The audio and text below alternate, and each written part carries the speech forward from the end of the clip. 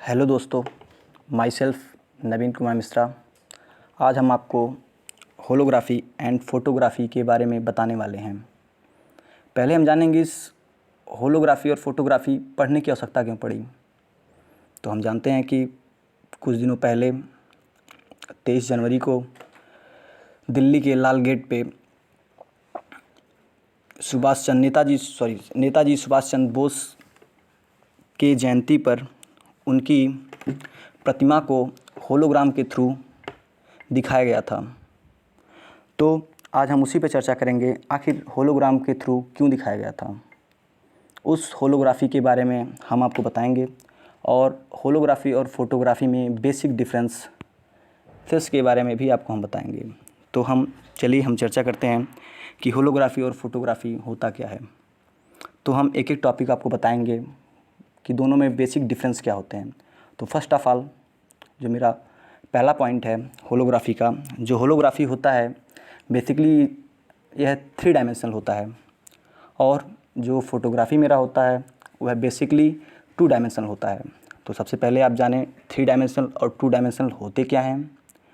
तो 3 डायमेंशनल होता है कि चीज़ों को हम एज ए सच देखते हैं, जैसे चीज़ें हूबहू में होती हैं, लाइक एज ए आदमी, शेर। और जो 2D होता है, इस चीज़ों को हम बस 2 ही बीमा पे देख सकते हैं, एक्स और वाई। जैसे फ़ोटो फ्रेम में हमारी पिक्चर और कैमरे में कैद हुई हमारे पिक्चर्स। और हम इसके बारे में बताएंगे आपको कि जो ये फिनोमेना होता है, होलोग्राम का जो फिनोमेना होता है, इसमें इंटरफेरेंसेस और डिफ्रैक्शंस ऑफ लाइट के होते हैं, जबकि फ़ोटोग्राफ़ी जो होती है केवल रिफ्लेक्शन ऑफ लाइट होता है। तो पहले आप जानें होलोग्राम में इंटरफेरेंसेस क्या होते हैं। तो इंटरफेरेंसेस हम जानते हैं कि अगर कोई भी प्रकाश की अगर एक समान आवृत्ति और एक समान आयाम हो तो उनकी जो तीव्रता होती है हर एक टाइम घटती बढ़ती रहती है, जिसे हम क्या बोलते हैं, इंटरफेरेंसेस।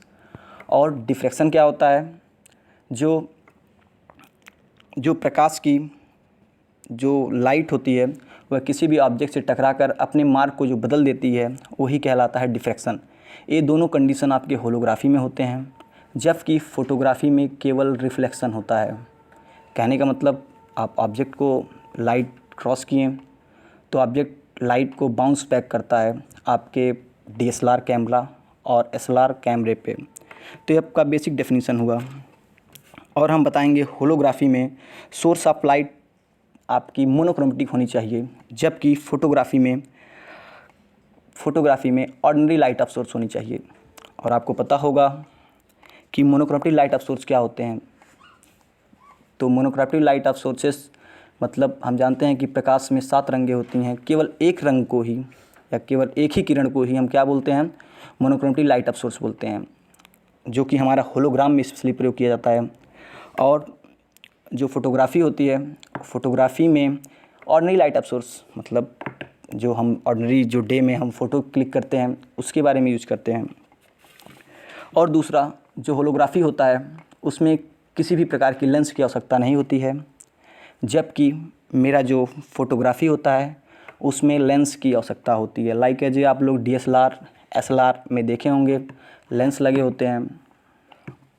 और जो होलोग्राम होता है ये हाई इंफॉर्मेशन कैपेसिटी मतलब, और जो आपका फ़ोटोग्राफ़ी होता है लो इंफॉर्मेशन कैपेसिटी। कहने का मतलब होलोग्राम से, किसी भी आदमी के होलोग्राम से आप उसके हर एक एंगल पॉइंट ऑफ व्यू का नॉलेज रख सकते हैं, जबकि फ़ोटोग्राफ़ी से बस आप उसके फेस को देख सकते हैं, जैसे फ़ोटो में फ्रेम में लगा हुआ व्यक्ति और साक्षात प्रकट हुआ व्यक्ति, दोनों में काफ़ी डिफरेंसेस होते हैं। तो आप होलोग्राफ़ी के थ्रू उन चीज़ों को देख सकते हैं क्लियरली, जबकि फ़ोटोग्राफ़ी के थ्रू आप नहीं देख सकते हैं। और multiple images can be superpose together, जो होलोग्राम में होता है मल्टीपल इमेज, क्योंकि आपको पता है कि वो लाइट के छोटे छोटे पैकेट होते हैं, दोनों एक साथ हो जाते हैं।